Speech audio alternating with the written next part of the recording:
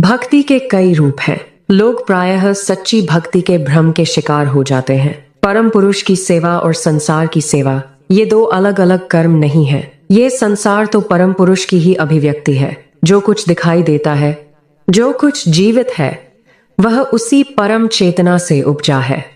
इसलिए जब मनुष्य किसी भूखे को भोजन देता है, किसी दुखी के आंसू पोंछता है या किसी असहाय के लिए खड़ा होता है, तो वास्तव में वह परम पुरुष की ही सेवा कर रहा होता है। सच्चा भक्त मानवता की सेवा को भक्ति का अनिवार्य अंग ही मानता है।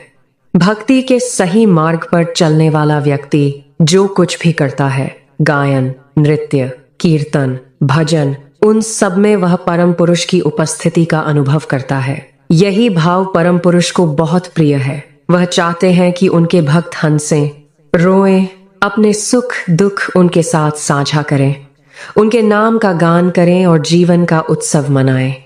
भक्तों के बीच रहना, उनके गीत, संगीत और उल्लास को देखना, यही परम पुरुष का प्रिय निवास है। परमात्मा ज्ञान के सर्वोच्च और अनंत भंडार है। कोई मनुष्य उनसे कैसे प्रतिस्पर्धा कर सकता है? यह असंभव है। मनुष्य की बुद्धि सीमित है, जबकि परम पुरुष अनंत ज्ञान से परिपूर्ण है। यही स्थिति कर्म के क्षेत्र में भी है। मनुष्य कितना ही बड़ा कर्मयोगी क्यों न हो, वह सर्वज्ञ नहीं हो सकता। इस सत्य को स्वीकार करना विनम्रता और भक्ति की पहली सीढ़ी है।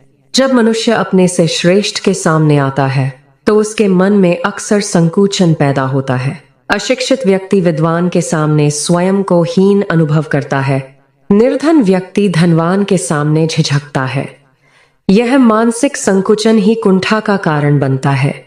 किंतु एक ऐसी अवस्था भी है जहां मन पूर्णतः मुक्त होता है, न हीनता न श्रेष्ठता।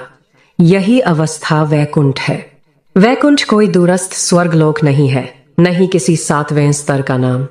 वैकुंठ मन की वह स्थिति है जहां मनुष्य परम पुरुष के सामने अपनेपन का अनुभव करता है। जैसे कोई पुत्र अपने विद्वान पिता के सामने कुंठा से ग्रसित नहीं होता, वैसे ही भक्त परम पुरुष के सामने स्वयं को छोटा या बड़ा नहीं मानता। वहां संबंध प्रेम का होता है, प्रतियोगिता का नहीं। मनुष्य का स्वभाव है सुख में हंसना, दुख में रोना। ये सब मानवीय अनुभूतियां हैं।